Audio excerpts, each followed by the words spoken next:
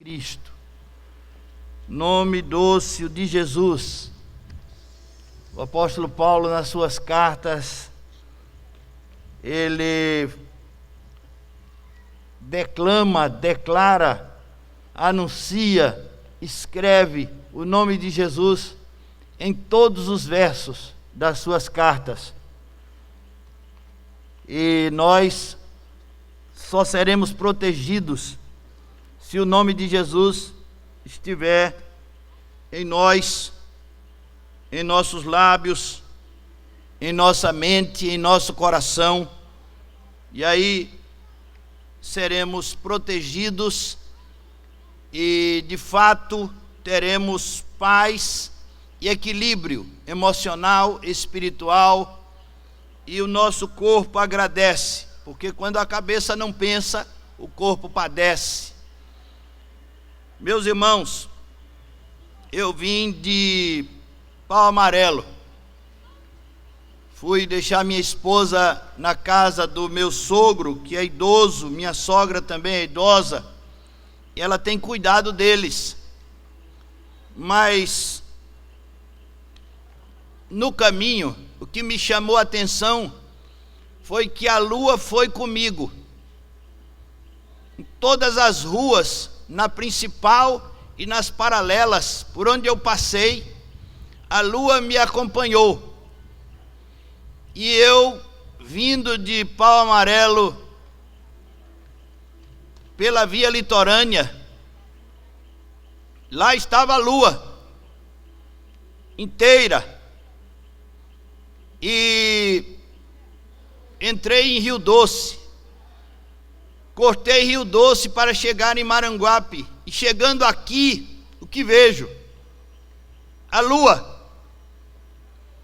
a boa e velha lua, que inspira os namorados, a boa e velha lua que é chamada para dar recados aos apaixonados, e que serve muito tempo de testemunha simples, vulgar, de nossas ações, assim também como o sol. Mas a palavra de Deus, em Gênesis, no capítulo 1, no verso 16, diz assim o livro dos inícios, dos princípios, o Gênesis: fez Deus os dois grandes luminares, o maior para governar o dia e o menor para governar a noite. Fez também as estrelas. Deus criou o sol e a lua, o maior para governar, presidir o dia, e o menor, a lua, para governar, presidir a noite. Você já deve ter visto a claridade do sol, mas não é fácil olhar a face do sol, é incandescente, e quando ele está no pino do meio-dia, é que ele está mais quente, saudável e não tão saudável. A exposição do sol ao sol é necessária para a saúde, e se a exposição for muito longa, virá doenças como insolação e rupturas na pele, e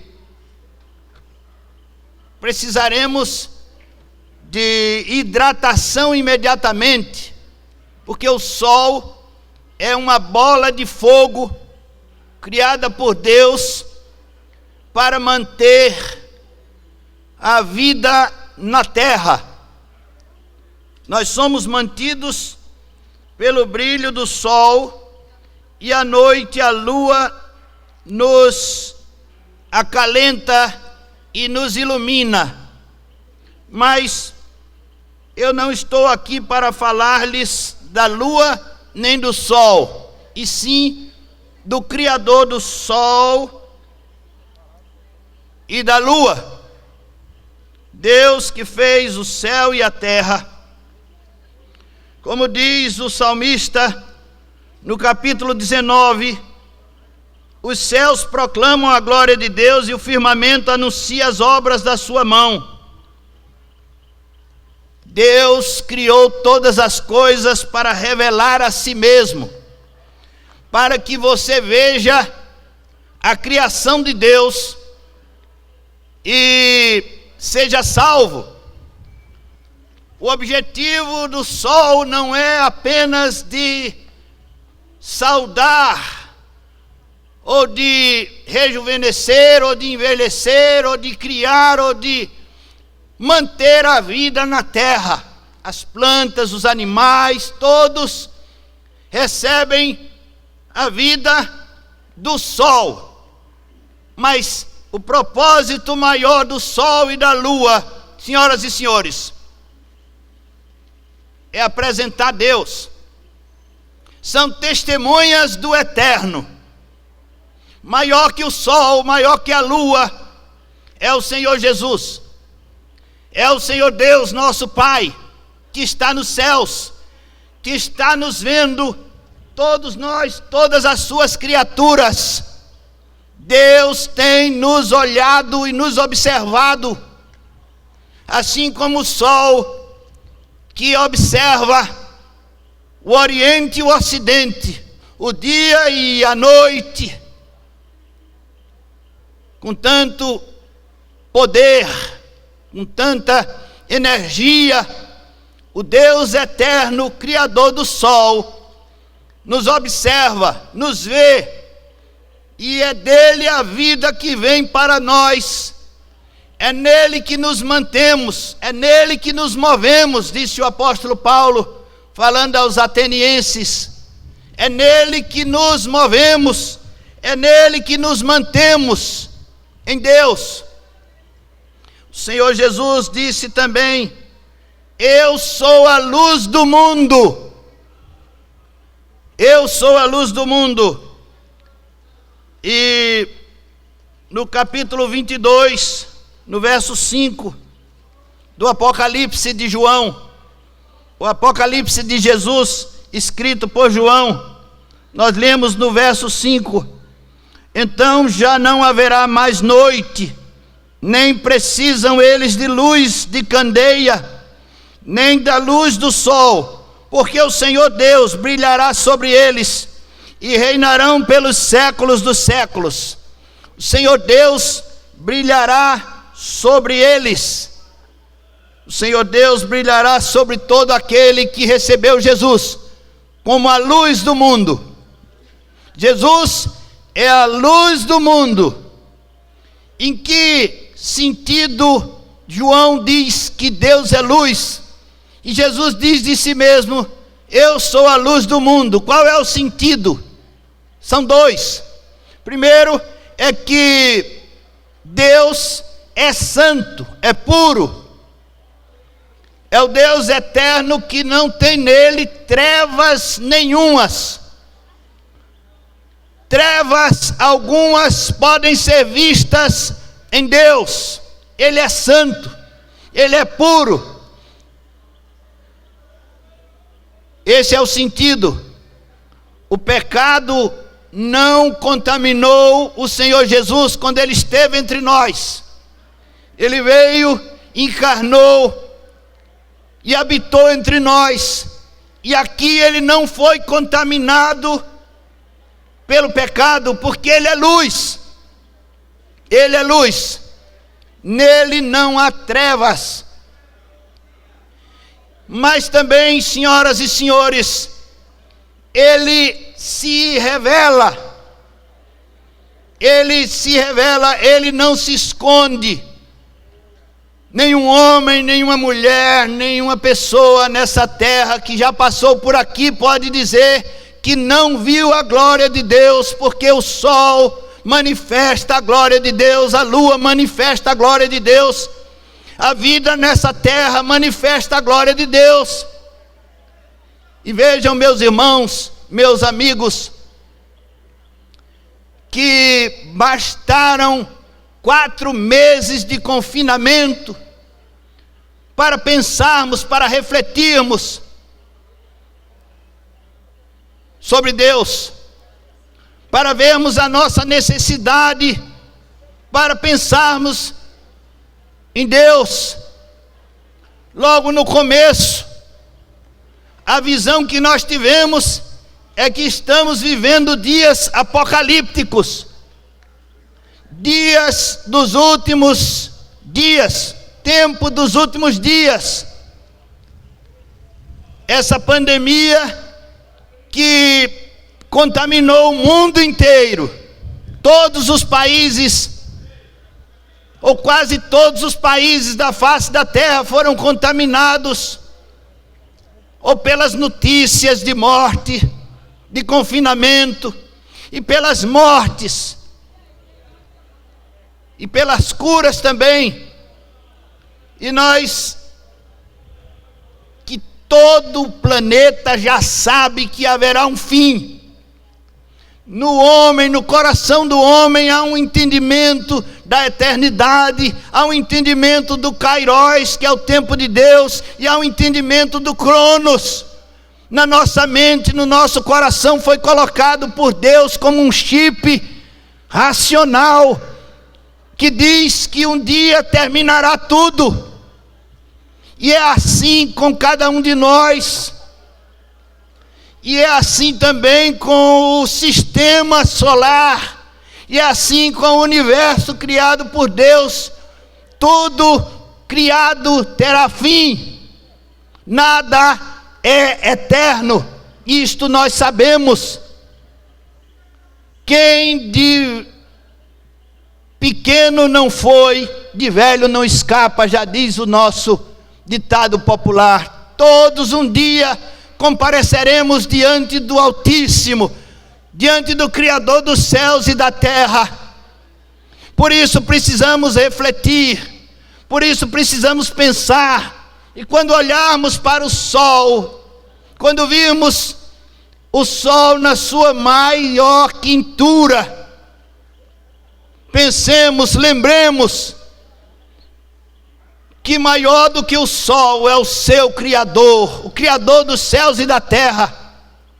Quando olharmos no espelho, pensemos, reflitamos: Deus foi quem me criou, e eu preciso dar glória a Deus, eu preciso me render ao Deus eterno, eu preciso confiar em Deus para sobreviver nessa terra, e depois da morte passar pelo juízo eterno e viver eternamente na glória celeste com o Deus eterno, Criador dos céus e da terra. Esse é o mistério que foi revelado. Deus é luz, Deus se revelou, Jesus é a luz do mundo. Esse é o mistério. Quando Jesus foi levantado sobre a terra, atraiu multidões para si. Jesus foi levantado numa cruz, foi pregado com pregos. Pregos foram cravados nas suas mãos e nos seus pés. Ele recebeu uma coroa de espinho, que escarnecia, que zombava dele. Levou bofetadas, cusparadas, zombarias. Uma lança penetrou o seu lado, e de si saiu água misturada com sangue, porque ele já tinha vertido quase todo o seu sangue. E às 3 da tarde, Jesus expirou, morreu, deu um brado: está consumado. Entregou ao Pai o seu espírito. Foi morto, sepultado, sexta-feira à noite, sábado o dia todo, sábado à noite, domingo pela manhã, Jesus ressuscitou e vive para sempre. Na cruz, meus irmãos, na cruz, Jesus deu-nos uma ideia muito clara do que é Cronos e do que é Kairos, o tempo de Deus e o tempo do homem.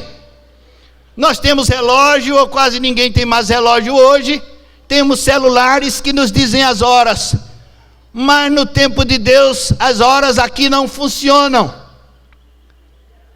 O relógio de Deus não conta horas e minutos.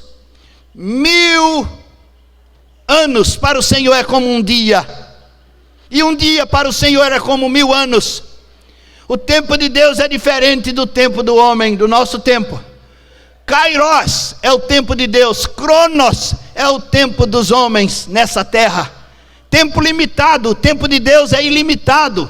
Deus é eterno, Deus não foi criado, Ele é criador dos céus e da terra. E Jesus estava preso naquela cruz, e havia ali do seu lado direito e do lado esquerdo 2 ladrões, Dimas e Gestas. Segundo a tradição, eram esses os seus nomes. E Dimas disse ao Senhor Jesus: Senhor, lembra-te de mim quando entrares no teu reino. Senhor, lembra-te de mim quando entrares no teu reino. Esse é o tempo Cronos, o tempo dos homens. É agora, é aqui nessa terra que você precisa lembrar de Deus. O sábio Salomão disse: lembra-te do teu Criador nos dias da tua mocidade, antes que venham os maus dias e cheguem os anos nos quais dirás: não tenho neles contentamento. Então lembra-te do teu Criador.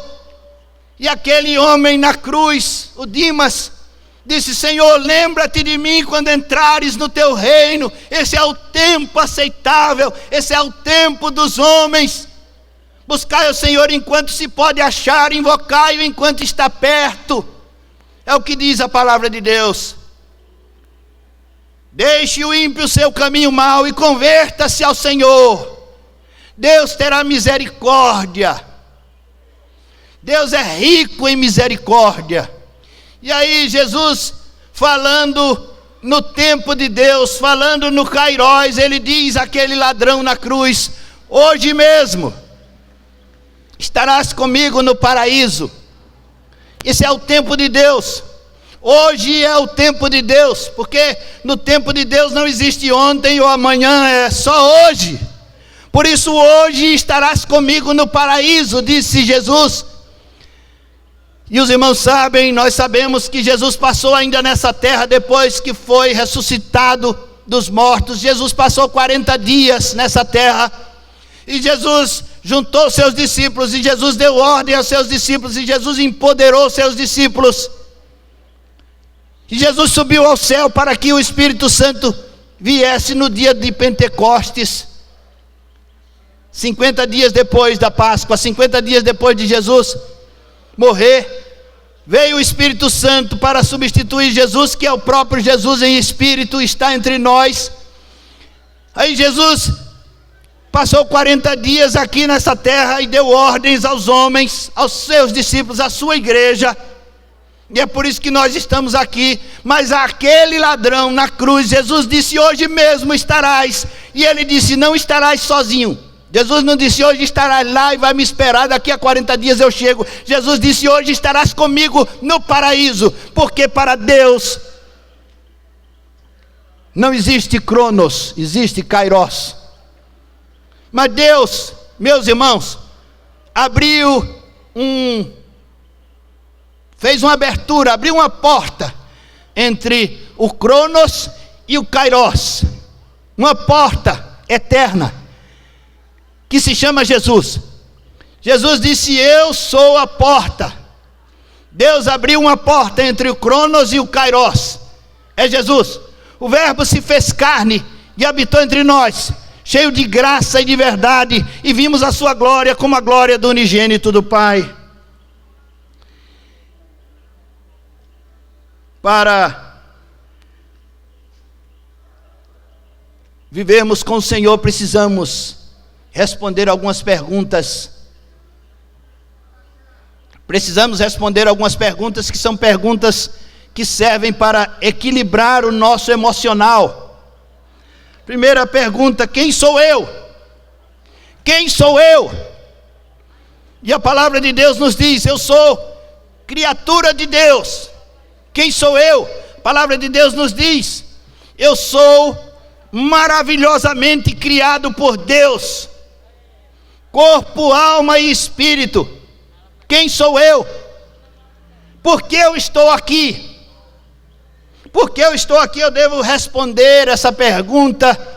O que foi que Deus fez quando me criou? Criou um objeto inanimado?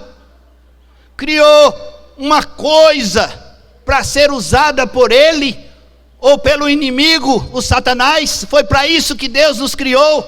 Não, senhoras e senhores. Deus nos criou para o seu amor, para a sua glória, para apresentar em nós a sua face, a sua graça, a sua glória. Deus nos criou à imagem e semelhança do Senhor Jesus. Deus é o único ser eterno. Tudo e todos dependem dEle. Nós dependemos dEle. E Deus nos criou para refletirmos a sua glória. Deus nos criou para amar, para sermos amados por Ele e para amar uns aos outros. Foi para isso que Deus nos criou, senhoras e senhores. Por isso nós devemos responder essas perguntas para nosso equilíbrio emocional, porque nós podemos ter todo o cuidado do mundo, com distanciamento, com máscaras, com álcool gel, com remédio, mas se nós não soubermos quem somos, se nós não soubermos por que Deus nos criou, por que estamos aqui, nós passaremos por fortes aflições, depressões, angústias, aflições terríveis que nos vencerão.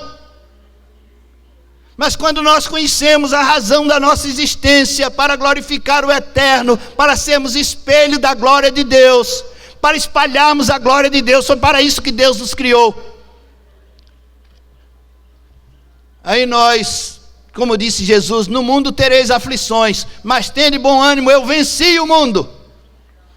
Como disse o apóstolo Paulo, as aflições desse tempo presente não são para comparar com a glória que em nós há de ser manifestada, porque você conhece Deus, você sabe quem você é, você sabe para que Deus lhe criou. Isso lhe traz equilíbrio emocional, mesmo em meio a aflições, mesmo em meio a doença, mesmo em meio a acidentes, tragédias. O que está errado nesse mundo?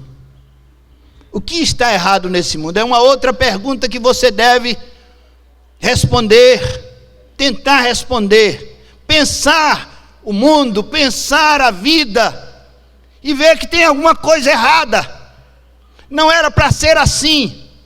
O mal tem predominado, se alastrado. Doenças, fome, miséria, violência, prostituição. Tem algo errado no mundo, senhoras e senhores. Não era para ser assim. Não estamos bem.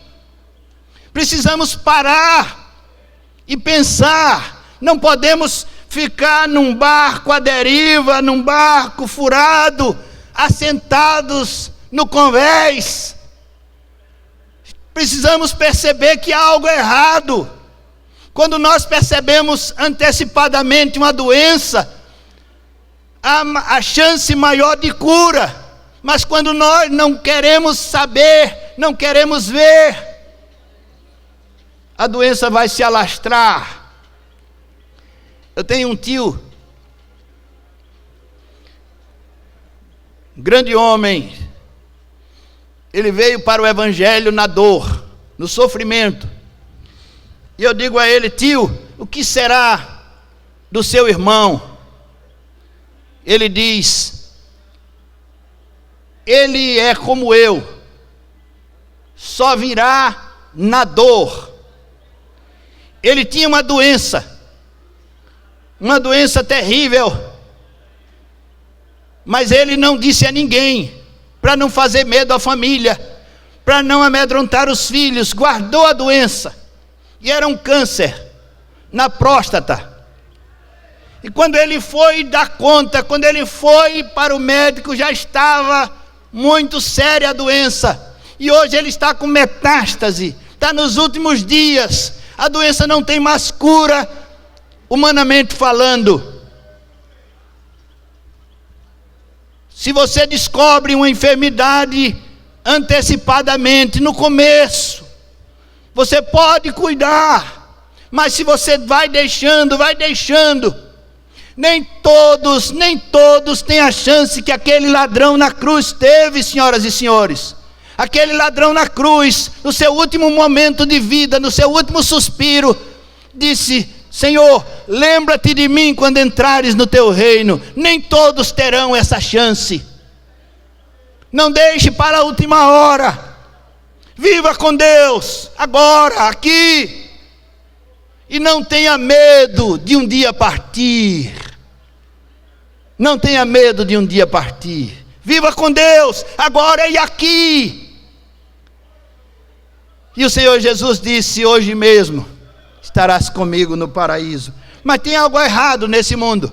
E o que é que está errado nesse mundo? É o pecado.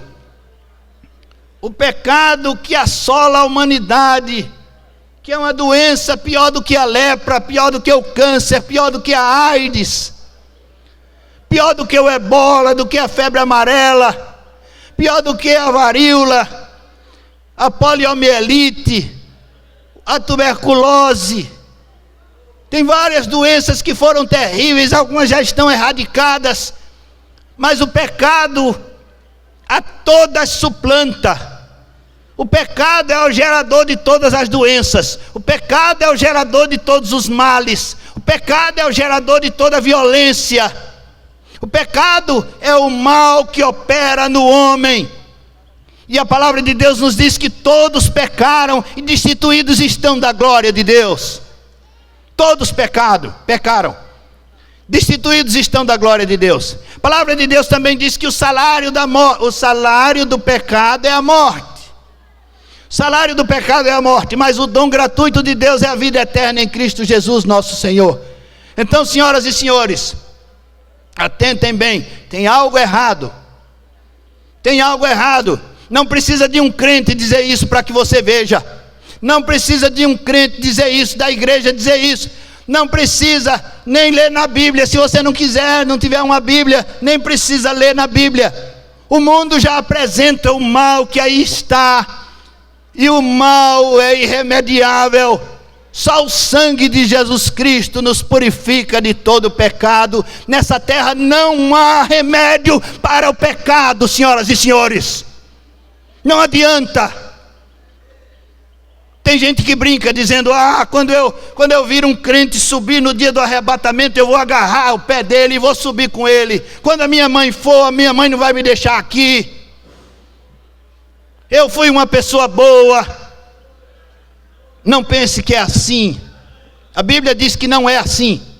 O salário do pecado é a morte. A alma que pecar, essa morrerá. Cada um dará conta de si mesmo a Deus. Então você, criança, adolescente, jovem, adulto, ancião, menino, menina, homem, mulher, você é pecador. E esse é o problema da humanidade. É isso que está errado no mundo. E a última pergunta: como podemos consertar o que está errado? Como podemos consertar o que está errado? Jesus disse: eis que estou à porta e bato. Se alguém ouvir a minha voz e abrir a porta, eu entrarei em sua casa, cearei com ele e ele comigo. Todo aquele que invocar o nome do Senhor será salvo. Todo aquele que invocar o nome do Senhor será salvo. A resposta é Jesus. A porta é Jesus. Jesus disse: eu sou o caminho, a verdade e a vida. Ninguém vem ao Pai senão por mim. O apóstolo João, na sua primeira carta, disse: se dissermos que não temos pecado, mentimos, porque nós somos pecadores. Verdade que nós somos pecadores.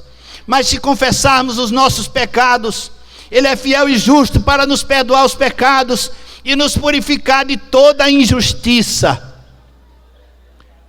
E filhinhos, estas coisas vos escrevo para que não pequeis, mas se alguém pecar, e ele está falando com crentes, se alguém pecar, porque o pecado na vida de um crente é um acidente, não acontece todos os dias e o crente não vive em pecado. Se vive em pecado não é crente, nunca viu a Deus, nunca foi salvo. O pecado na vida de uma pessoa que crê em Deus é um acidente. E ele diz: se alguém pecar, temos um advogado, Jesus Cristo, o justo. Então, qual a solução? Como podemos consertar o erro, o que está errado? Arrependendo-nos do nosso pecado. Cada pessoa. Pastor, isso vai dar um trabalho muito grande, porque tem 7 bilhões e meio de seres humanos na face da terra. Sim, senhoras e senhores, eu sei disso. Mas o Evangelho está à disposição de todos, para todos. Porque a palavra de Deus nos diz: porque Deus amou o mundo de tal maneira que deu seu Filho unigênito, para que todo aquele que nele crê não pereça, mas tenha a vida eterna. E Jesus disse aos seus discípulos, naqueles 40 dias, no último dia, quando ele estava para subir ao céu, ele disse: toda autoridade me foi dada no céu e na terra, portanto ide, fazei discípulos de todas as nações, batizando-os em nome do Pai, do Filho e do Espírito Santo, ensinando-os a observar todas as coisas que eu vos tenho mandado, e eis que eu estou convosco todos os dias, até a consumação dos séculos. Então a solução está com a palavra de Deus, a solução está com o Evangelho da graça de Deus, a palavra de Deus que está em nossas mãos e à nossa disposição. Disse o grande profeta legislador Moisés, Deus falando na boca de Moisés: eis que tenho posto diante de ti a vida e a morte, escolhe pois a vida para que vivas. Escolhe pois a vida para que vivas. Meu amigo, minha amiga, hoje veio salvação à sua casa. Hoje a salvação chegou à sua casa. Em alto e bom som, a palavra do Evangelho veio à sua casa. Receba, abra o seu coração, abra os braços e receba o eterno. Receba Jesus em sua vida. Deus se alegrará, nós nos alegraremos. Que Deus, o Pai, o guarde e o proteja. Que Deus faça com que você se torne um com o povo de Deus, com a igreja, com Jesus Cristo, Deus Pai, Deus Filho e Deus Espírito Santo. Que você seja também um com o Senhor, para que o Senhor more em sua casa, em sua vida, e você more na casa de Deus a partir de hoje. Essa é a nossa oração. Que Deus santifique você com a sua palavra, com a palavra que você ouviu hoje. Que o Espírito Santo de Deus o santifique, o escolha. Santificar é escolher, é guardar para si. Que Deus o guarde para Ele, na pessoa de Jesus Cristo. Que Deus faça de você uma nova criatura. Que a alegria que há em Jesus seja contagiante em sua vida.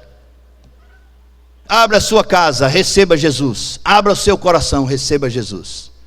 Nós vamos cantar uma música. Você vai ouvir uma música que fala que o único remédio para a cura da humanidade e da criação é o sangue de Jesus Cristo. Só no sangue Como nós cantamos no início, vamos terminar cantando que só o sangue de Jesus nos purifica de todo pecado. Só o sangue de Jesus pode resolver toda a problemática da humanidade. Deus nos abençoe. E se você recebe Jesus, eu convido você a vir aqui à frente, nós vamos orar por você. Venha aqui à quadra manifestar o seu desejo de salvação, sua necessidade de salvação. Constrangido, quebrantado, voltando para Deus. Venha, nós queremos recebê-lo em nome de Jesus.